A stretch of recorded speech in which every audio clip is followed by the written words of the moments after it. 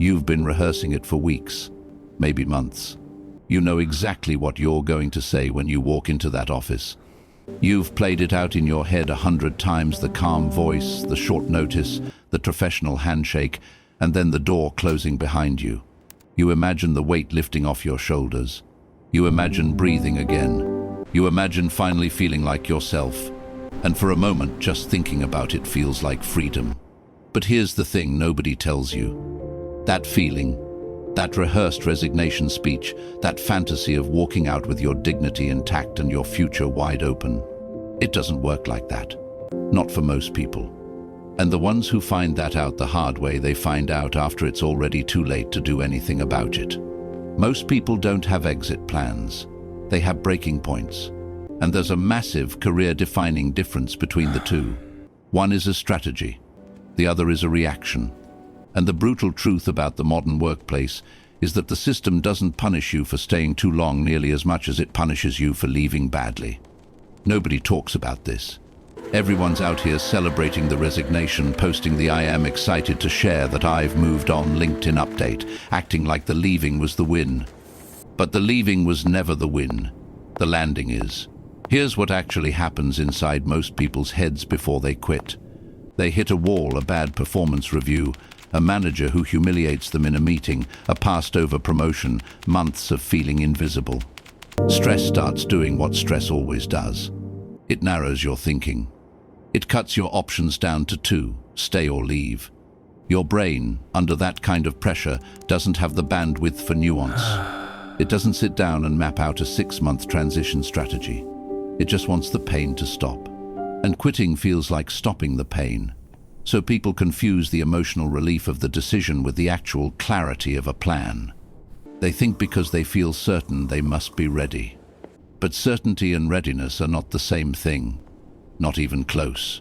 Burnout is especially dangerous here because it disguises itself as wisdom. When you're burned out, everything feels obvious.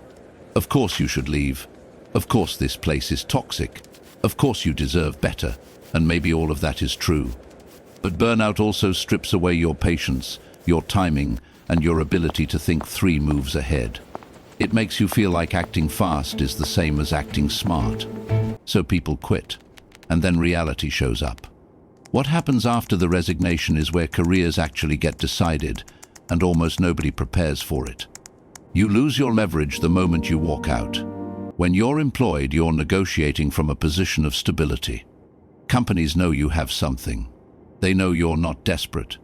That invisible signal, the fact that you already have a job, does more work for you in salary negotiations than almost any skill on your resume. The second you're unemployed, that signal flips. And it flips fast. Then comes the financial pressure.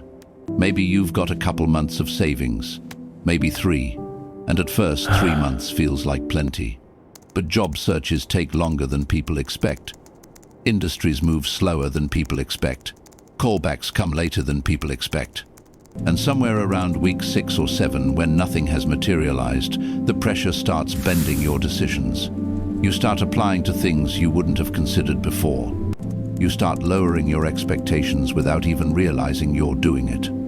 You start taking the first offer that looks decent because decent starts to feel like more than enough.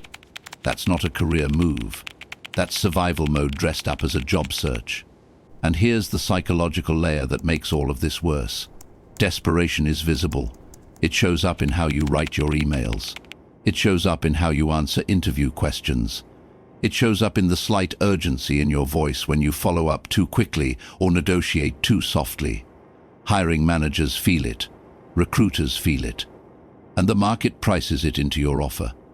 You end up getting paid less, accepting worse terms, and landing somewhere that wasn't where you were actually trying to go all, because the gap between your exit and your landing was too wide, and you had nothing to stand on while you crossed it. The danger was never quitting. The danger was always the gap. That space between leaving one thing and landing the next, that's where careers collapse silently. Not loudly, not dramatically, silently. While you're still telling yourself it's all going to work out. While you're still sending applications and doing the right things. The gap doesn't announce itself.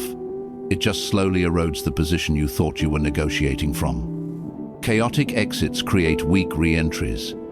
And nobody wants to say that out loud because it feels like victim blaming, like you're telling someone who was miserable and mistreated that they should have just toughed it out longer. That's not what this is. The point isn't that you should have stayed. The point is that the way you leave determines the conditions of where you land. The system doesn't trap you. It waits for you to leave badly. It waits for the gap.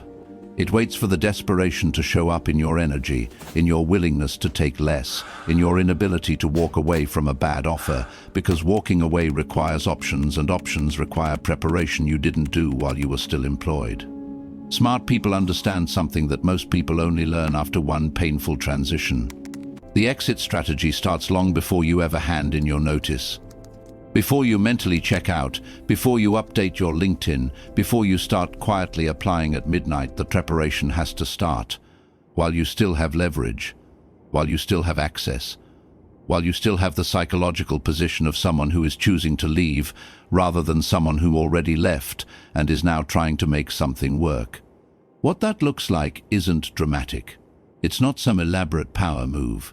It's quieter than that. It's starting to rebuild your external network before you need it.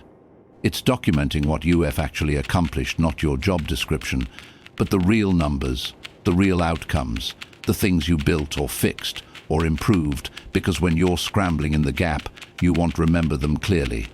It's having conversations with people in your industry before you're job hunting, so that when you are, it doesn't feel like begging. It's controlling your own narrative, instead of letting the circumstances of your exit define how you're perceived. It's making sure you have references lined up from people who will go to bat for you, not people you hope will say something nice, but people who are genuinely ready to. And critically, it's building your pipeline before you pull the trigger. Because the pipeline is what closes the gap. The pipeline is what keeps you negotiating from a position instead of a void. It's what allows you to turn down the wrong offer instead of accepting it because the rent is due and you've already been out 4 months and something has to give.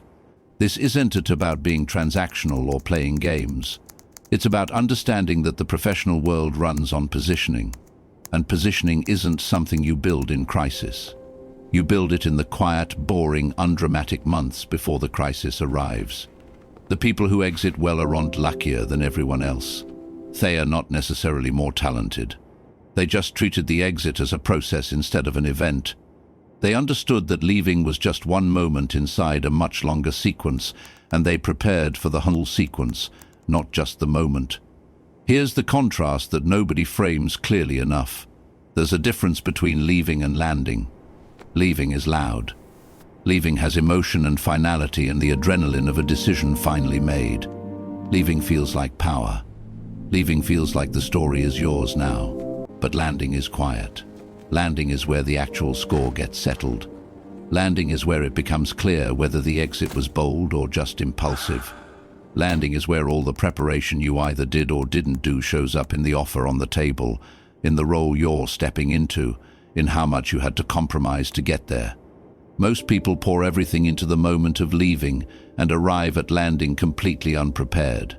They mistake the emotional clarity of deciding to quit for the strategic clarity of knowing how to transition.